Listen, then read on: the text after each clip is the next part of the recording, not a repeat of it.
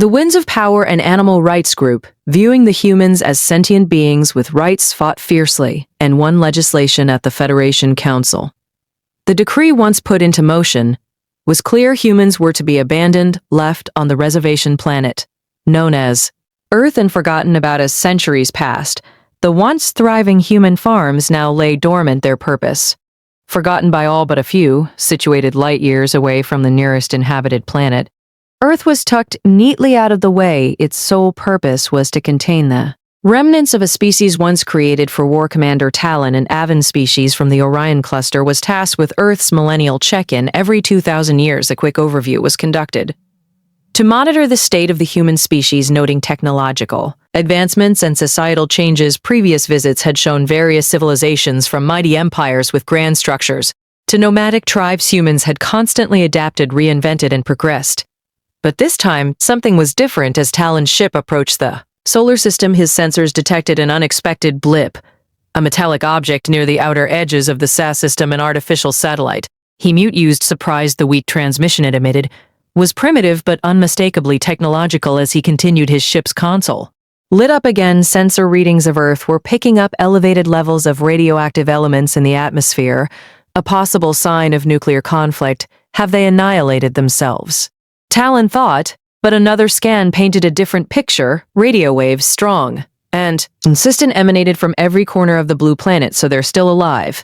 Then, recording the data for the Federation's records, Talon maneuvered closer. What he hadn't expected was the flurry of activity that greeted him. In high Earth orbit, metal satellites encircled the planet, and a space station, compact but sophisticated, floated serenely among them. As he marveled at their progress and hastily compiled his report, an unexpected jolt rocked his ship. Alarm sirens blared as he struggled to understand the new threat. The external vision revealed small, agile spaceships surrounding him, their weapons systems akin to disruptors trained directly on his vessel.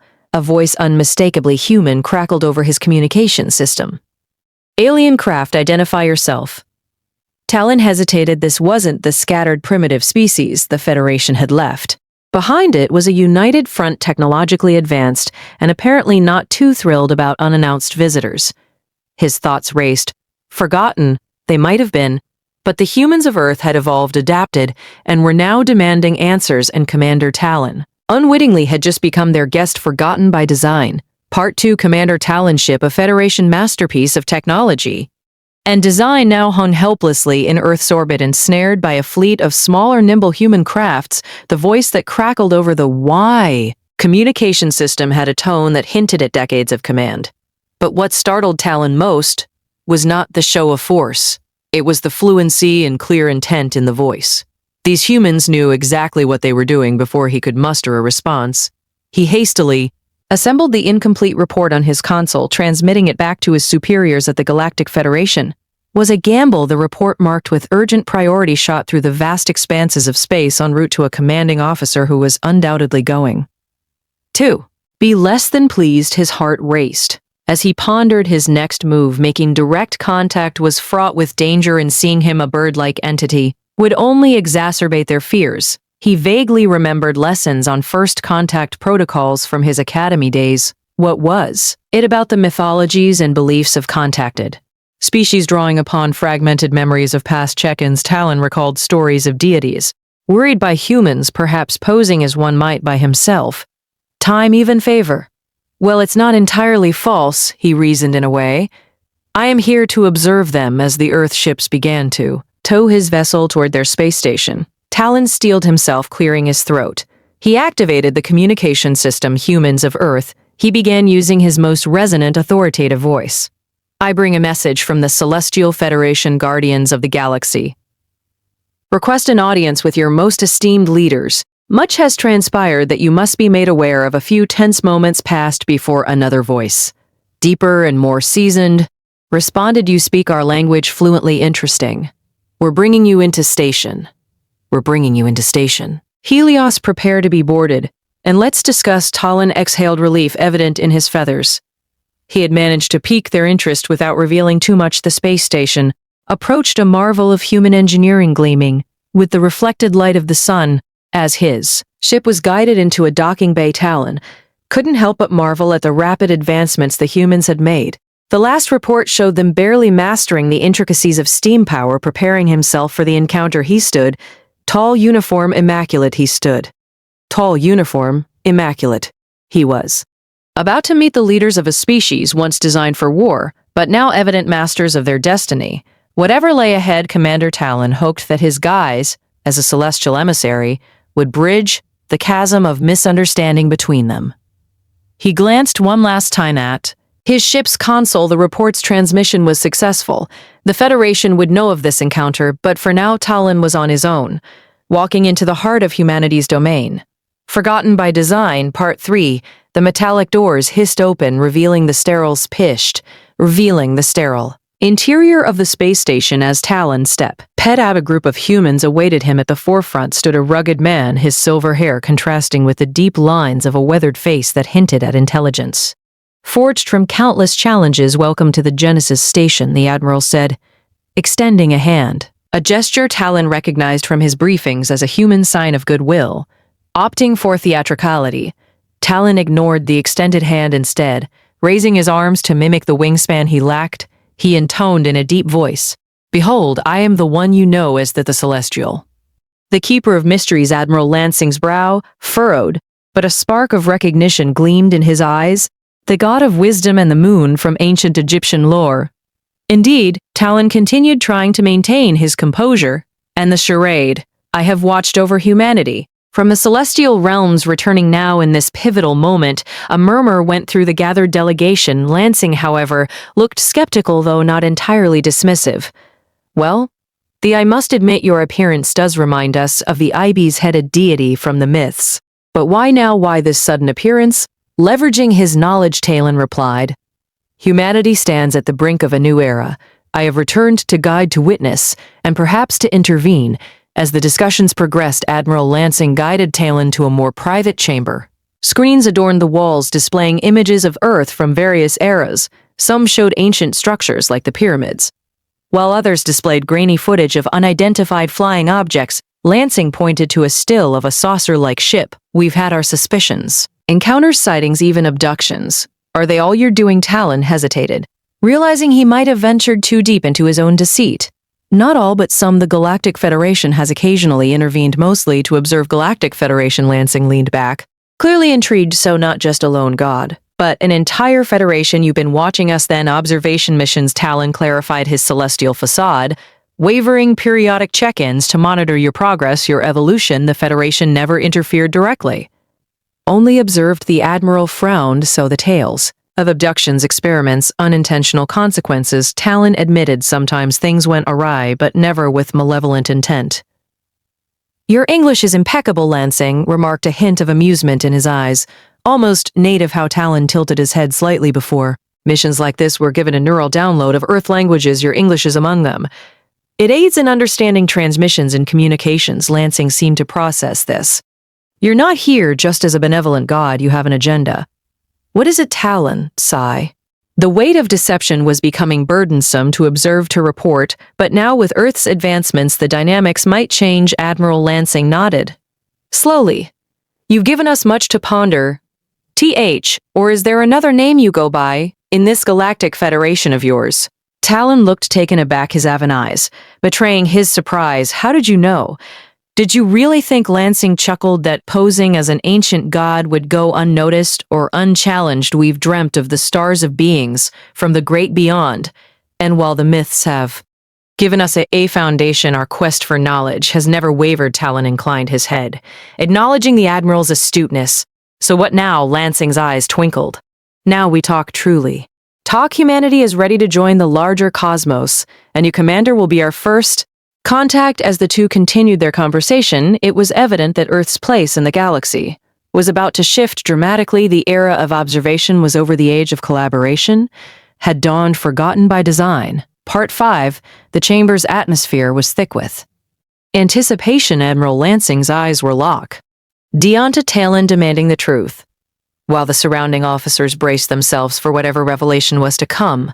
Talon exhaled deeply. "Earth's story isn't one of natural evolution, but of design intention." Lansing's brow furrowed, explained. "Before the war with the Kriller Talon began humans, as you know them. Did not exist a scientist in the Federation. Dr. Lean took a keen interest in a primate species. From one of our planets, he saw potential in them. Potential that could be refined and enhanced. The room was silent, every ear tuned. To Talon's words, using advanced genetic manipulation, Dr. Leon elongated the primate's limbs, increased the size of its brain, and infused it with a cocktail of traits: aggression, empathy, intelligence, and insatiable curiosity. He crafted a being that was both a thinker and a warrior, a sentient weapon for the Federation to wield against the Kriller. The reactions were mixed. Some faces showed fascination, others disbelief, and a few outright denial. You're implying, Lansing started, voice heavy with skepticism, that were lab experiments. Talon nodded once Dr. Lean's creation was introduced to the battlefield. The tide of war shifted. The Kriller had never faced an adversary like the humans. You carried out objectives with unparalleled precision and commitment. The Federation would set a goal, and the human battalions executed it without need for further intervention. So we were tools. Lansing's voice was cold. Used and then discarded. In a manner of speaking, Talon admitted, hesitating slightly. After the war, there was a dilemma. The humans, designed for a war that was now over, posed a quandary for the Federation. The decision was made to relocate all humans to Earth. A murmur swept the chamber. The weight of Talon's revelation was beginning to sink. In Earth as a reservation planet, Talon added softly, it's off limits to all in the Federation, save for a select few watchers like me. Room erupted in hushed conversations. Whispers of anger, disbelief, and shock filled the chamber. Lansing, after a moment of reflection, took charge. This changes everything. Our very origin, our history, it's all been orchestrated. Talon nodded solemnly. But it also underscores the marvel that as humanity, despite your origins, you've developed cultures, societies, arts, sciences. You've grown beyond the confines of your design. The woman with the high-ranking uniform stood up. We may have begun as creations of war, but look at us now. Our heritage doesn't define us, our choices do. Lansing nodded, and our choice is clear. We will face the Galactic Federation not as remnants of a past war, but as the unified representation of Earth's legacy. Talon felt a mixture of pride and guilt. The human's ability to confront such unsettling truths and still fin resolve was astounding. It was evident that Earth, no longer a mere observation, was ready to assert its place in the cosmos. In revealing their past, Talon had ignited a spark that promised to blaze brightly, heralding humanity's spirit and its unwavering determination to shape its destiny. Forgotten by design. Part 5. The rhythmic hum of the Genesis station faded into the background as Talon's communication device vibrated softly. He glanced at the incoming transmission identifier. It was a secured channel from the Galactic Federation Command Center. Admiral Lansing. He began his Avon features, revealing a hint of unease. I must return to my vessel to attend to this transmission. I assure you, it's of the utmost importance. Lansing, eyes sharp, regarded him for a moment. Very well, Commander Talon. Lieutenant Caro will escort you. He gestured to a stern-looking officer, but the entryway remains open. We must ensure transparency. Talon nodded, understanding the gravity of trust being placed in him as he followed Lieutenant Kara towards the docking bay. The looming silhouette of his sleek spacecraft came into view. Kara's eyes widened clearly, taken aback by its advanced design and shimmering exterior. That's an impressive ship, she murmured, a hint of awe evident in her voice, acknowledging the compliment with a nod. Addon in her voice, acknowledging the compliment with a nod. Talon stepped into his spacecraft, leaving the door ajar as stipulated. Settling into the captain's chair, he activated the comlink commander. Xyrex's holographic image blinked to life. His scales glistened under the artificial lighting, and his reptilian eyes conveyed us of concern and annoyance. Talon, what in the 7 stars have you done? This was a covert observation mission. You've gone and gotten yourself detained. Talon sighed, gripping the armrests of his chair. Have you seen my report, Commander? The humans have evolved remarkably. Their development, their society, their innovations, they're unlike anything we predicted. Zax hissed, our objectives never change hastily. You've overstepped, and now we're facing potential fallout. Tell me you didn't reveal everything.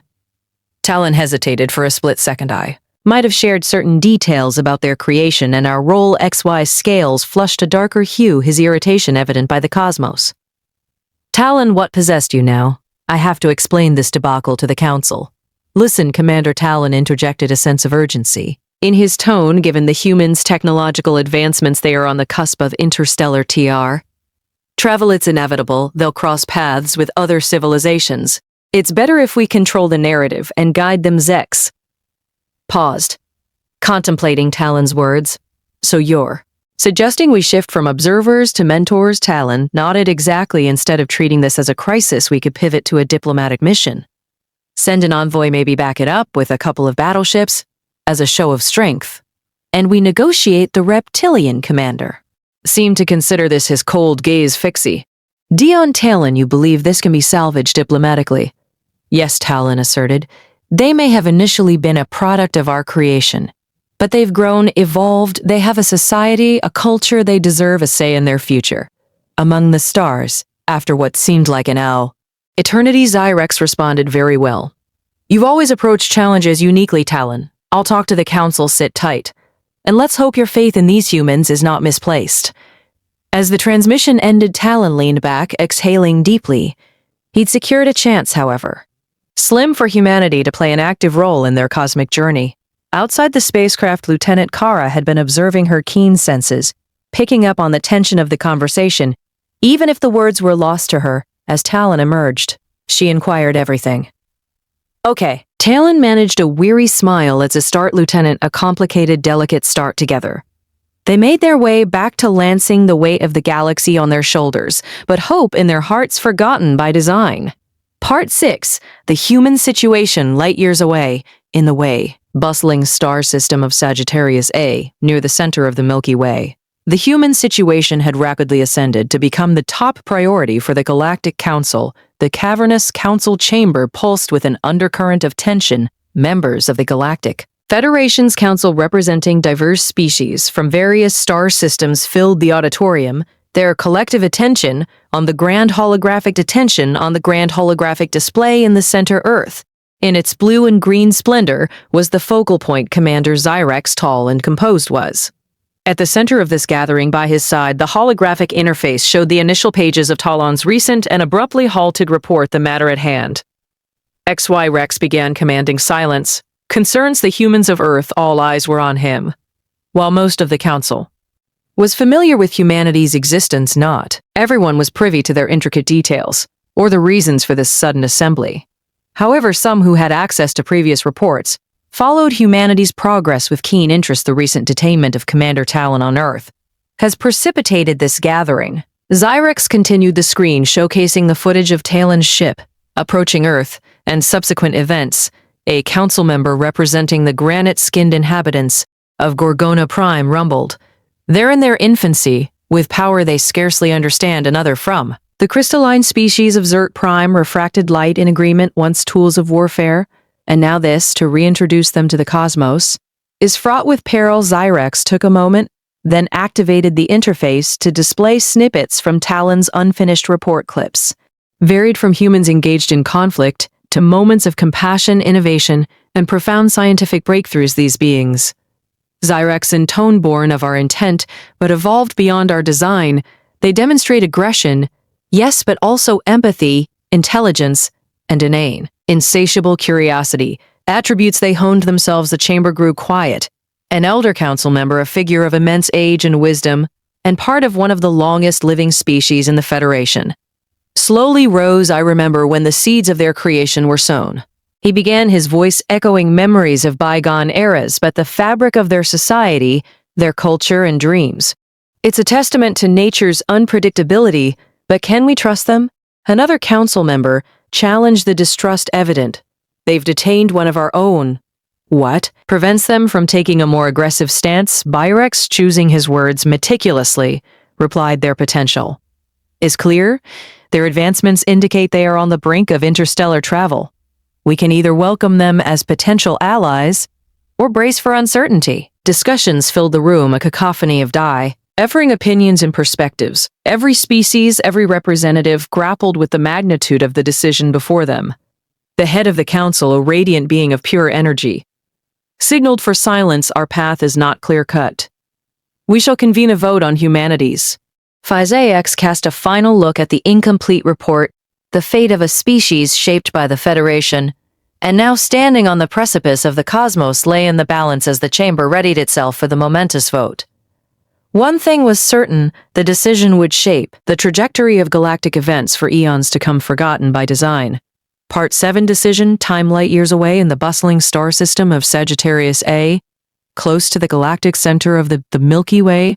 The human situation had reached its climax, the cavernous council chamber of the Galactic Federation throbbed with expectation. Emissaries from countless star systems waited with bated breath, their collective attention on the grand holographic display. In the center, Earth in its blue and green splendor shimmered as the focal point. High above, the council commander Zai stood at a communicator console deep in a secured conversation with Talon, who was currently aboard his V near the Earth's orbital space station. "How are things proceeding on your end, Cyrex?" inquired. "Better than expected, Talon," replied. "The humans have been gracious hosts. They are curious, intelligent, and the range of their emotions astounds me every day. There's a sense of hope in the air, a hope that the Federation will see their worth." Cyrex nodded. "The Council is about to cast its vote. Decision could alter the course of their history." And oars on the central podium, the presiding officer, a tall, ethereal being with shimmering skin, rose. "Members of the Council, the hour of decision is upon us. We must weigh the potential of the humans against the two potential risks they pose. Their creation was our doing, our responsibility. Now we must decide their fate." As the last echoes of the presiding officer's voice faded, a representative from the desert world of Sirian stood up, her colored robes flowing gracefully around her. "I ask the Council to remember that the humans have made considerable leaps in a short span. Yes, their origin as warriors for our cause is known, but they've evolved, found love, culture, and aspirations. Do we not owe it to them to see their full potential?" A counter-argument came swiftly from a tall, tree-like representative from Verdant Prime. "Yet that rapid evolution, their insatiable curiosity, it's a double-edged sword today. They seek knowledge tomorrow. They might seek dominance if we created them. Is it not our prerogative to end the experiment if it's deemed dangerous?" The chamber was filled with murmurs, nods, and whispers as more beings voiced their opinions. Each perspective carried weight, each argument filled with millennia of experiences from their home worlds. While the debate raged, Cyrex transmitted a secure message to Talon. "Prepare for any outcome, Commander. This is closer than I anticipated." Talon's response was filled with resolve. "Understood. The humans know the gravity of the situation. They're ready." As the deliberations neared an end, the presiding officer called for silence. "It is time. Cast your votes." In the deep silence, holographic beams of light shot up from the council members' stations, their colors indicating their choices. As each light beam reached the ceiling, a counter displayed the tally. The entire chamber held its breath, waiting. The final vote was cast, and the result displayed the decision to send an envoy to Earth to assess humanity's readiness for the Federation had passed, but by a razor-thin margin. Just one vote. A mixture of relief and trepidation filled the chamber. The Syrian representative whispered to her aide, "This isn't an outright victo. Right, but it's a start." Cyrex immediately connected with Talon. "Commander, the humans will have their chance. I'll inform Admiral Lansing this is a new dawn for humanity." Talon responded. Little did they know that the challenges and opportunities awaiting both the Federation and humanity would be unlike any they had encountered before, forgotten by design. Part 8. The Federation is coming. At Genesis Station orbiting Earth, a meeting of immense significance was unfolding. Talon, with his Avon features and poised stance, stood facing the vast expanse of stars, the blue-green jewel of Earth, shimmering below. The news of the Galactic Federation's impending envoy had been relayed. This was a moment that would be etched in history. Admiral Lansing approached his face, reflecting a mix of elation and trepidation. "Commander Talon, humanity has been waiting for a day like this, even if we didn't know it. The very skies are changing." Talon turned, nodding. "Indeed, Admiral, the Federation's representatives will be here in 3 Earth weeks." Lansing smiled, his eyes reflecting the enormity of the situation. "A reason to celebrate, wouldn't you say?" But first, Talon responded, "There is much to prepare, and Earth's inhabitants must be informed. I've already contacted the United Nations Secretary General. Lansing mentioned tapping his communicator. She's on her way and wishes to speak with you directly. We're considering a global introduction to you and the incoming envoy from the station." Talon's eyebrows raised in surprise. "A live broadcast to your entire population. That's a bold move, Admiral Bold Times. Call for bold. Measures Lansing shrugged just as the airlock hissed open to admit the UN Secretary-General and several global dignitaries. The grand reception hall of Genesis Station had been prepared for this very moment. Talon greeted them with the customary human handshake. The Secretary Secretary-General, a steely-eyed, middle-aged woman, was the first to engage Commander Talon. It's an honor, but before we address the world, I need to know our story from your perspective, particularly about Dr. Leon and the true origin of humans. Talon hesitated for a moment, gauging the room, then began. Before the High Federation war with the Kriller humans did not exist in the form you recognize today. A distinguished scientist within the Federation, Dr. Leon, became fascinated by a primate species from one of our planets. He saw potential in them that went beyond their natural evolution. Every ear in the room hung on Talon's words, the weight of humanity's untold history. Pressing down using cutting-edge genetic manipulation, Dr. Leon transformed these primates. He elongated their limbs, expanded their brain capacity, and instilled within them a unique blend of traits: aggression, empathy, intelligence, and an unyielding curiosity. In essence, he crafted beings that were both thinkers and warriors, a sentient weapon designed for the Federation to wield against the Kriller. After's revelation about humanity's engineered origins, the Secretary-General posed a question that seemed to hang in the air. And the Kriller commander, what became of them?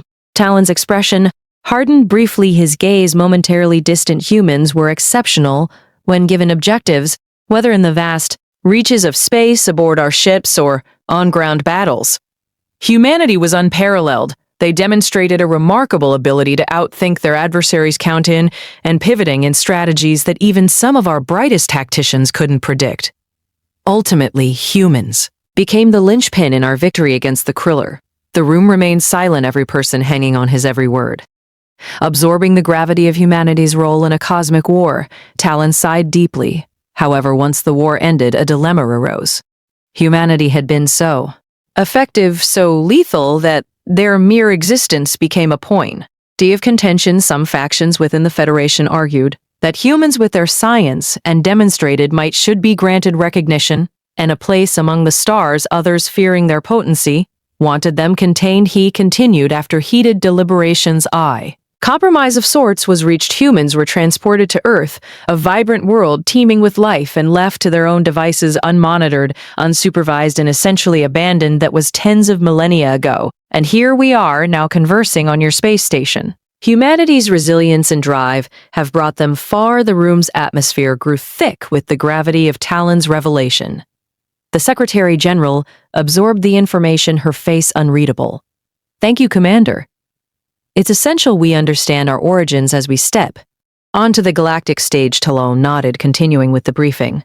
When the envoy arrives, they will assess Earth on various fronts: culture, technology, society, and importantly, intentions. Your reception and cooperation will be crucial during this evaluation. The Secretary-General responded with determination. We'll rally our people, Commander. This revelation, while unsettling, provides us an opportunity to unite like never before. If we're to step out into the galaxy, we should do so together, Admiral Lansing added. We already planning a global broadcast from Genesis Station. When it airs, it will likely be the most watched event in human history. Talon paused, processing the weight of the situation.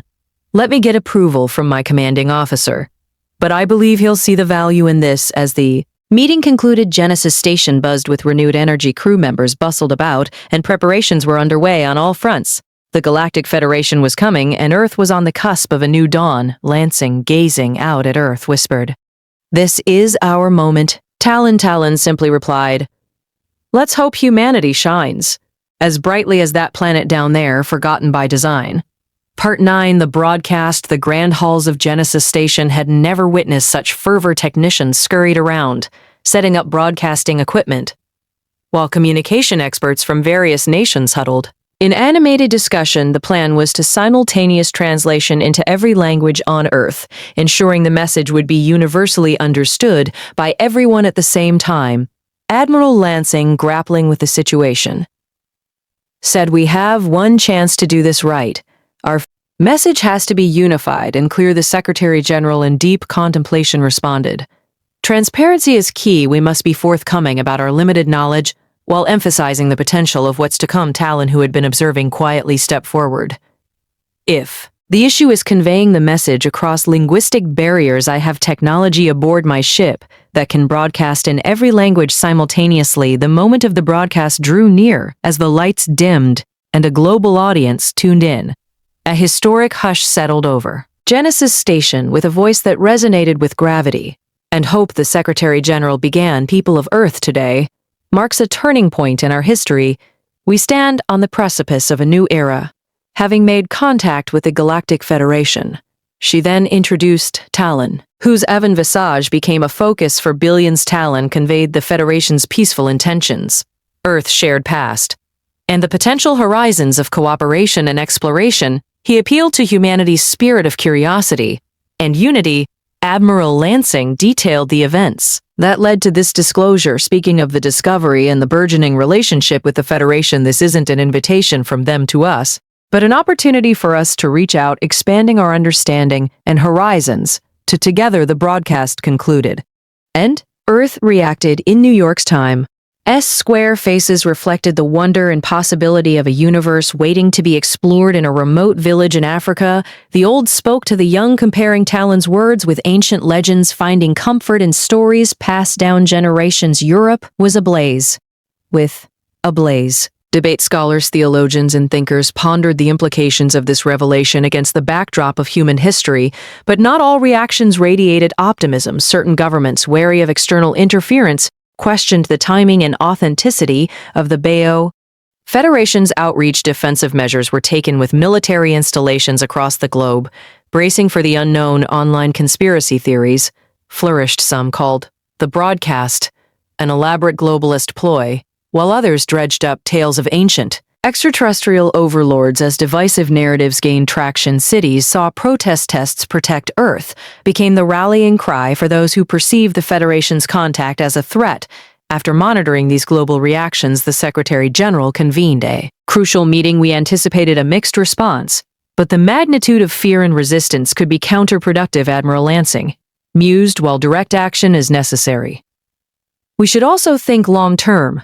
Perhaps once the Federation's envoy arrives, we can propose an exchange program. Cultural showcases, direct interactions. It could be the bridge we need. Talon nodded thoughtfully. It's a possibility, and one that I believe the Federation might be amenable to. However, we must tread with care. Humanity in its diversity will need time to adjust, and as the days passed, the world indeed took its time. Communities debated, families reflected, and individuals grappled with the reality of a universe much larger than they'd ever imagined. The vast of space and the promise of new allies and challenges lay ahead. But for now, Earth paused, taking a collective breath as it set its place in the grand cosmic narrative. The arrival 2 weeks had passed since the revelation of humanity's origins, and the collective spirit of Earth had undergone a profound metamorphosis. The once fiery protests had now subdued to a persistent simmer, largely confined to pockets of non-believers, some of whom were spiritual leaders with vast followings. Their distrust would be a challenge in the days to come, but for now, Earth presented a facade of unity, especially under the edges of the United Nations.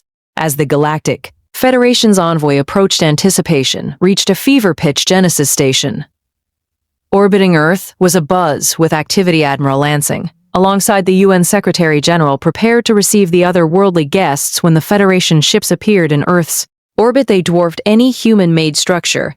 2 colossal battle cruisers with intricate designs and lights that shimmered like stars flanked a smaller but no less impressive diplomatic vessel. Their sheer size was awe-inspiring, reinforcing Earth's position in the cosmic hierarchy. The envoy made its first stop at Genesis Station. Delegates of varying appearances disembarked, some humanoid, some not, but all exuding an aura of sophistication and power. Their technology with device that seemed to function on mere thought, and their mannerisms painted them as beings from a world or worlds far more advanced. Admiral Lansing, stepping forward, tried to mask his awe. Welcome to Genesis Station, representatives of the Galactic Federation.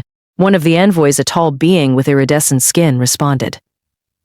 Thank you, Admiral Lansing. We've observed Earth from afar, but witnessing your home and achievements up close His enlightening the delegation was then given a brief overview of Earth's history, highlighting the strides humanity had made yet when they learned of the world wars and other conflicts. There was palpable Khan, the iridescent-skinned envoy who introduced herself as Ambassador Thilia, remarked such internal strife on a planetary scale is rare. It's something we'll need to consider. Their arrival on Earth was nothing short of historic as their diplomatic craft descended. Millions gathered to witness the moment. Screens across the globe broadcasted the event, capturing every detail. Upon landing, the envoys were escorted to the United Nations headquarters. The General Assembly had been convened in their honor, and the hall was filled too. Capacity flags of all member nations flanked the stage, symbolizing Earth's unity. The UN Secretary-General began, "On behalf of all of humanity, we welcome you to our planet.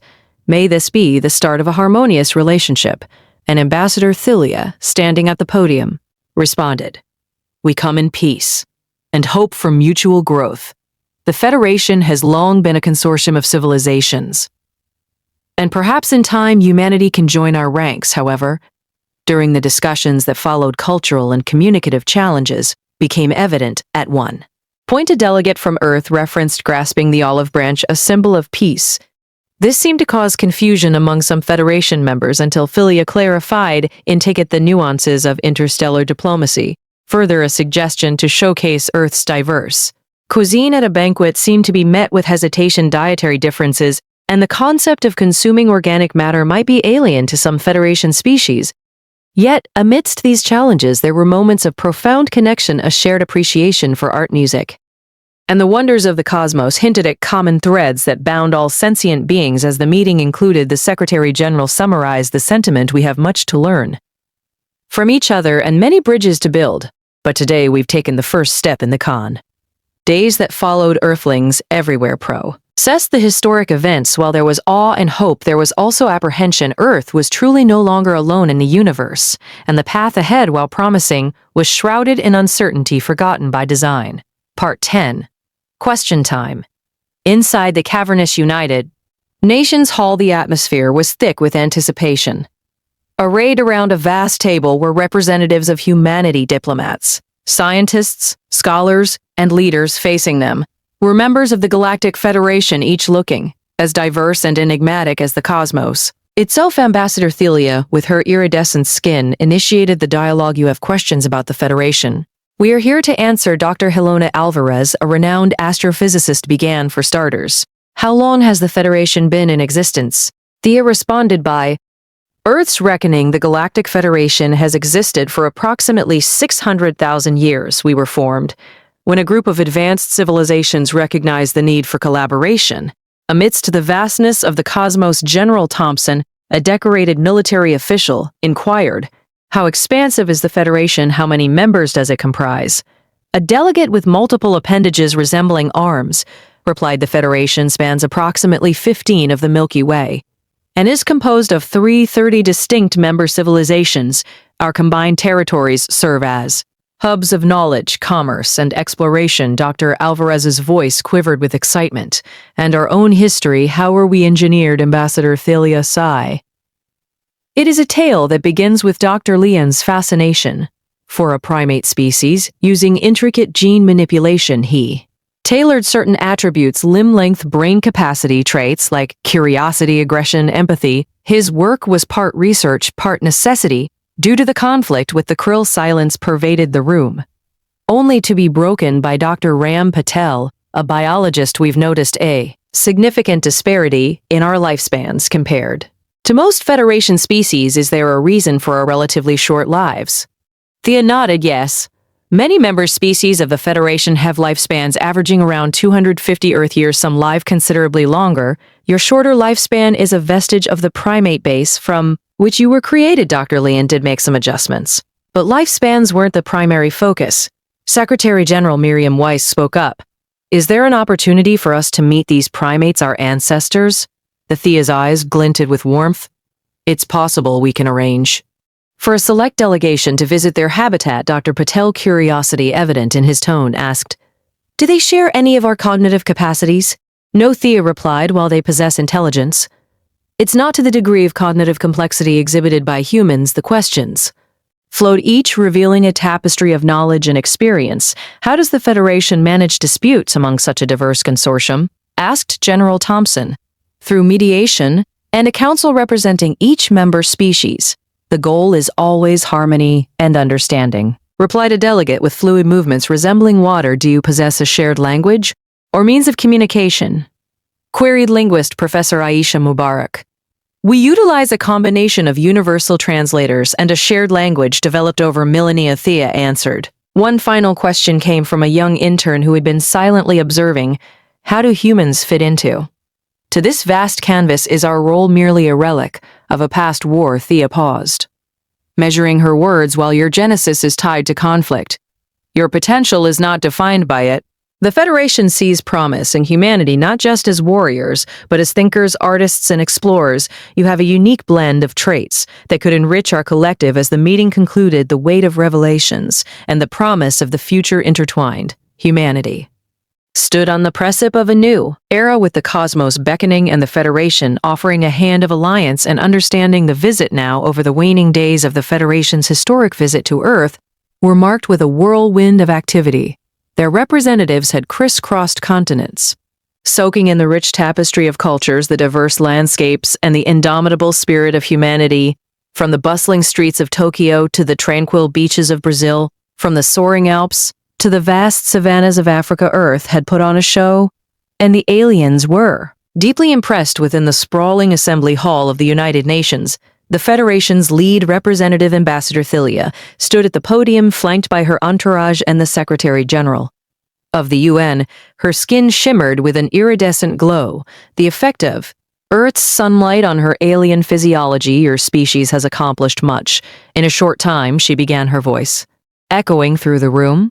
The arts, sciences, and depth of emotion exhibited by humans are truly remarkable. While we brought you into existence, you have charted your own destiny, defined your own narratives, and it is clear to us that left to your own devices, you will reach the stars on your own. But we also perceive potential pitfalls, moments where guidance, not interference, could be beneficial. A murmur rippled through the whole. The weight of her words was heavy on everyone's mind. The realization that they were on the cusp of a new era, an era of interstellar cooperation and potential, was exhilarating. Ambassador Thalia continued. We will soon depart, but before we do, we extend an invitation. We wish to take a delegation of humans to the heart of the Federation. Admiral Lansing, you have been specifically requested. The others will be your choice. Representing the best of humanity, a spotlight shifted onto Admiral Lansing, his uniform pristine and his expression stoic. He nodded in acknowledgement, the weight of responsibility clear in his eyes. As for ongoing relations, Thalia gestured towards Talon, who stood tall and proud. Talon will serve as Earth's ambassador to the Federation, ensuring a permanent line of communication and understanding between our people's. Applause broke out, a sound of unity and hope. But beyond the pomp and circumstance, preparations were already underway. Lansing, with a select committee, would decide on the delegation to represent Earth. There were scientists, diplomats, artists, and thinkers to consider. In the days that followed, excitement was palpable. Humanity was about to get a first-hand look at the galaxy, to interact with civilizations older than their wildest imaginations. Stories would be exchanged, relationships forged, and perhaps new horizons of understanding would emerge amidst the preparations. Admiral Laning found a rare moment of solitude on the balcony of the United Nations building. He gazed upwards. The vast expanse of the night skies stretched before him, dotted with twinkling stars. Each one of those celestial points held the promise of undiscovered worlds and civilizations. A few weeks ago, he was a man with a routine, overseeing operations on the Genesis space station, the pinnacle of human space exploration, and now destiny had fast him to a journey to the heart of the Galactic Federation. A sense of wonder and disbelief gripped him. It felt like a dream, and he half expected to wake up to the familiar hum of the space station, but the cool night air and distant city sounds anchored him to the reality of the moment. His path had changed, and the universe had become both more vast and more accessible than he could have ever imagined. However, not all shared the joy and anticipation as Admiral Lansing and his chosen delegates readied themselves for the interstellar journey. A shadowy figure observed from a distance, hidden in the alleyways, the Figure watched a device in hand that blinked ominously, whether driven by fear, distrust, or a darker motive. A storm was brewing, threatening to disrupt humanity's first steps into the wider galaxy. In the depths of the night, whispers spread about a potential threat to. The mission security protocols were heightened, and the world held its breath, hoping that the dream of a united Earth reaching for the stars would not be shattered before it could truly begin. Forgotten by design. Part 15. Departure. The massive doors of the Federation. Ship sealed behind them with a gentle hiss. Admiral Lansing, leading the selected human ambassadors, took a moment to adjust to the ambient light of the ship's interior, a serene blend of soft blues and purples. The floor beneath them hummed a gentle vibration, indicating the ship was preparing for departure. Welcome aboard. The star-bearer Talon greeted, his voice echoing slightly inside the expansive entrance chamber. This will be your home for the next few days.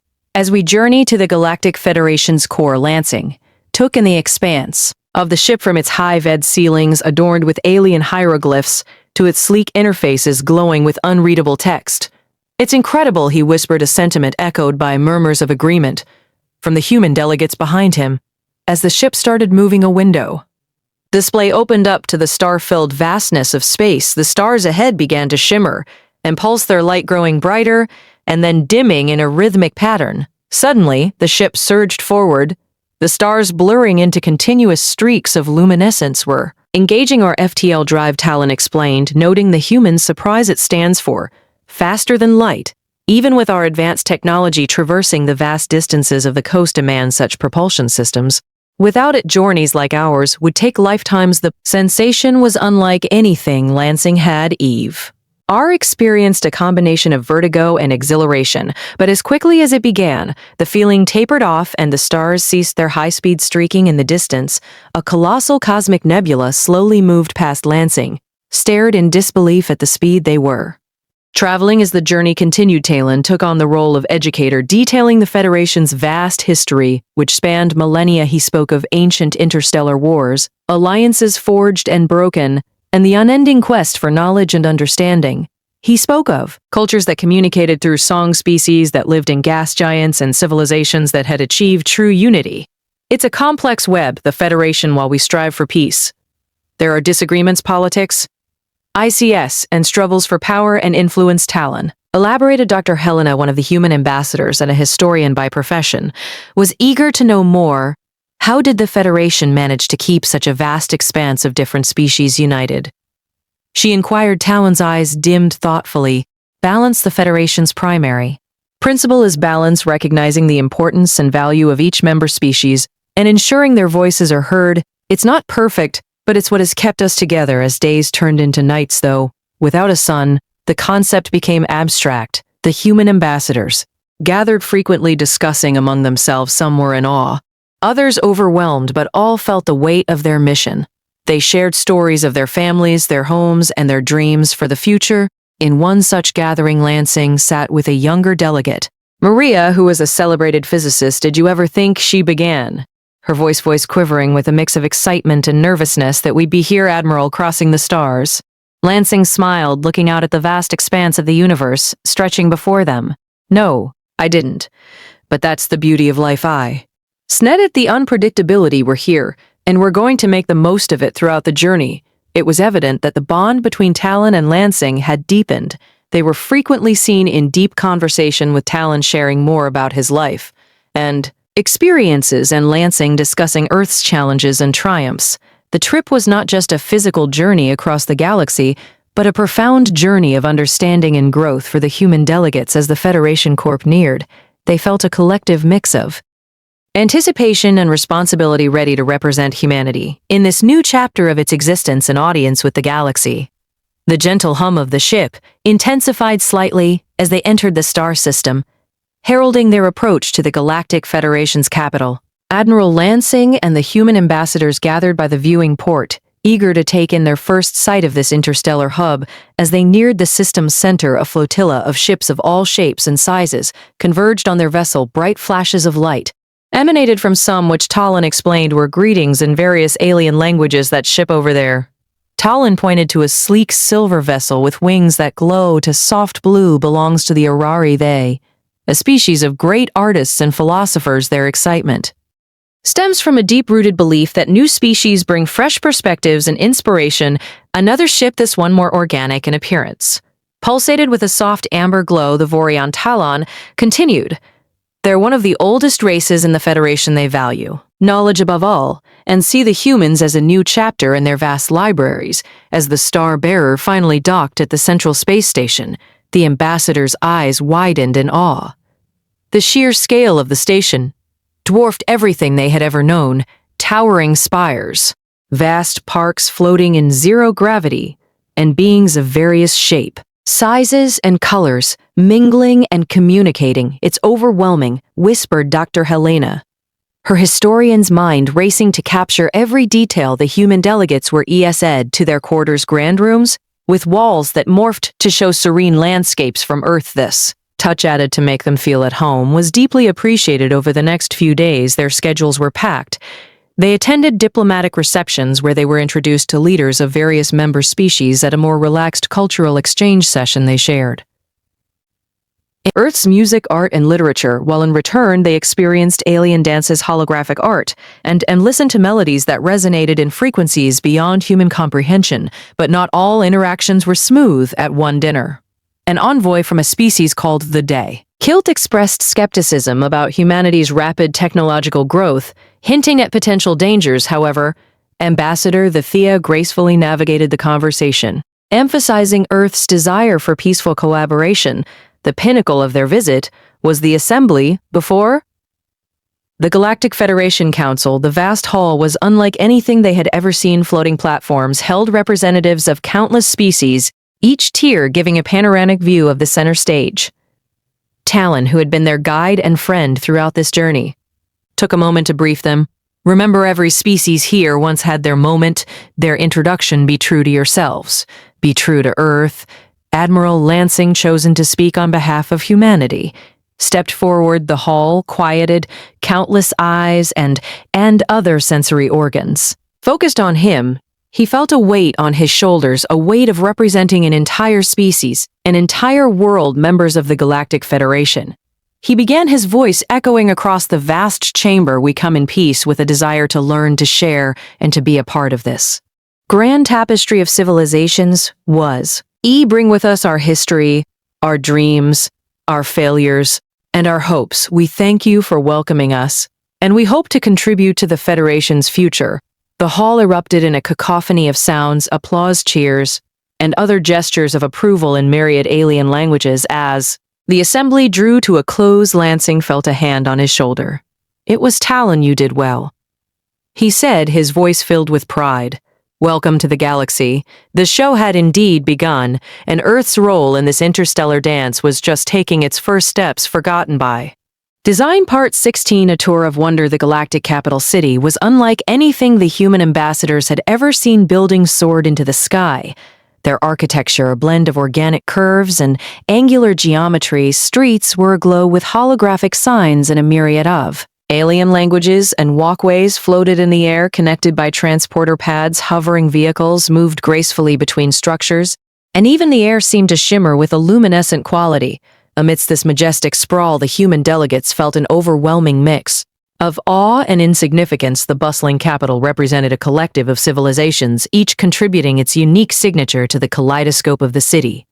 Every corner held a new surprise: a park with bioluminescent plants, a plaza with an ethereal musical performance by a multi-armed species, or a museum displaying ancient artifacts from civilizations the humans hadn't even heard of. Leading the way was Talon, his usually stern demeanor replaced by a more animated one. As they walked, he pointed out the highlights, recounting tales of the Federation's evolution. "This city," he began, "has been the heart of the Federation for over 11 millennia. It has witnessed the rise and integration of countless species, each bringing their unique strengths and cultures." He gestured to a magnificent, floating structure that is the Institute of Gaia. CTA knowledge, he explained, a place where the collected wisdom of the universe is stored. Some of the technology and science there are eons old, while some are the very cutting edge of discovery. Passing by a busy marketplace, the scent of exotic foods wafted through the queue. Air alien merchants beckoned the humans to try their goods, displaying colorful fruits, shimmering fabrics, and intricate jewelry. The delegates watched in amazement as a stall showcased levitating pots, while another offered glimpses into different dimensions. Talon paused before a massive holographic monument that displayed scenes of various alien races joining the Federation.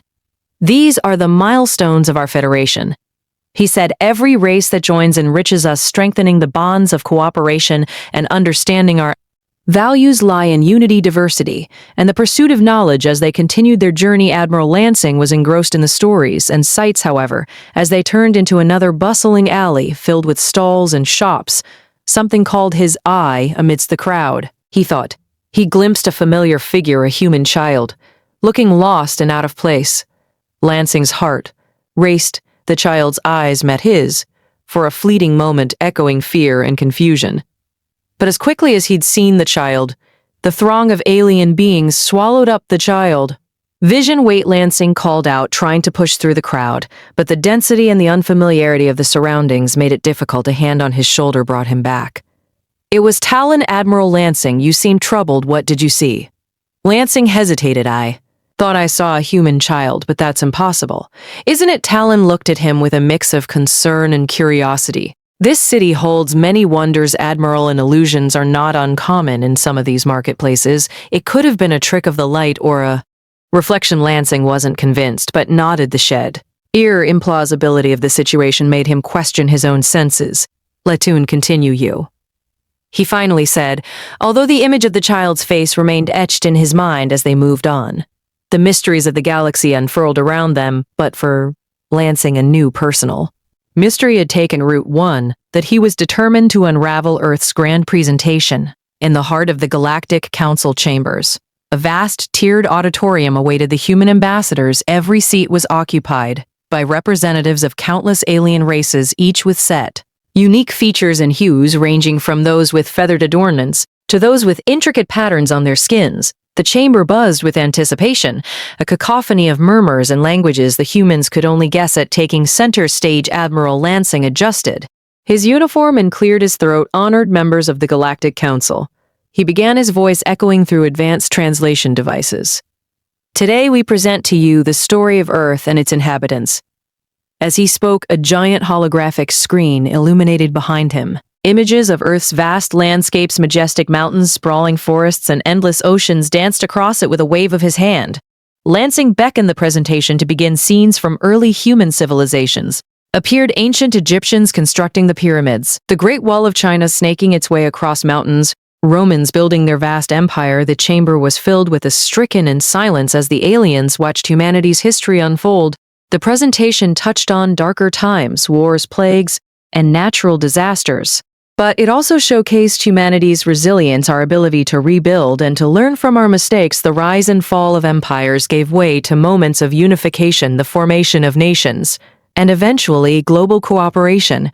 Our history is a tale of conflict and cooperation, of challenges met and obstacles overcome. Voiced Dr. Amelia Evans, a historian in the delegation. She gestured to the screen, which now showcased artistic and cultural achievements. Images of the Mona Lisa, Starry Night, and ancient cave paintings gave way to snippets of Beethoven symphonies and Beatle songs from the corner of the stage. Another delegate activated a VR experience, allowing council members to immerse themselves momentarily in human cultural festivals. From the vibrant colors of Indiana's Holi to the intricate masks of Venice's Carnival, the segment on technological advancement garnered keen interest. Displays of the wheel's invention, the printing press, the internet, and humanity's first steps into space elicited murmurs of appreciation. But when the human team showcased their breakthroughs in DNA manipulation, gene sequencing, and bioengineering, the room's atmosphere palpably shifted. It seemed that in this vast federation, the intricate dance of human genetics and our expertise in these fields held a unique allure. As the presentation neared its end, the human team unveiled a banquet of Earth's diverse cuisines. Delicacies from every continent were on display: sushi from Japan, rich curries from India, intricate pastries from France, and barbecued meats from Australia. Using advanced replication technology, samples were provided to the council members, allowing them a literal taste of Earth. When the last image faded, the room was silent for what felt like an eternity. Then a council member from a race known as the Zarians stood. Her form, with a skin that had a luminescent quality, reflected light in soft, radiant waves. "Your mastery of genetics and bioengineering is impressive," she commented, her voice musical. The ability to map and manipulate DNA to such an extent is rare. It opens doors to many collaborative opportunities. Another representative, a towering figure covered in iridescent scales, rose your arts, music, and culture. We have depth and emotion, he remarked. It adds a unique flavor to the galactic community, however, with such rapid advancement. How do you ensure the ethical implications of your discoveries are considered, Laning? Nodded, acknowledging the question. It's a challenge, he admitted, but it's one we constantly strive to address through global dialogues, ethical committees, and an inherent drive to better ourselves. The murmurs grew louder as council members discussed among themselves. It was evident that Earth had made a lasting impression.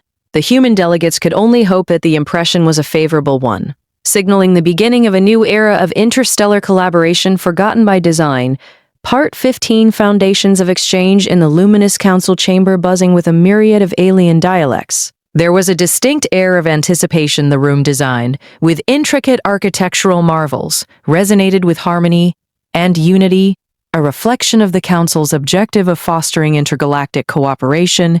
The Galactic Council's spokesperson, a tall, dignified being named Saran with iridescent scales,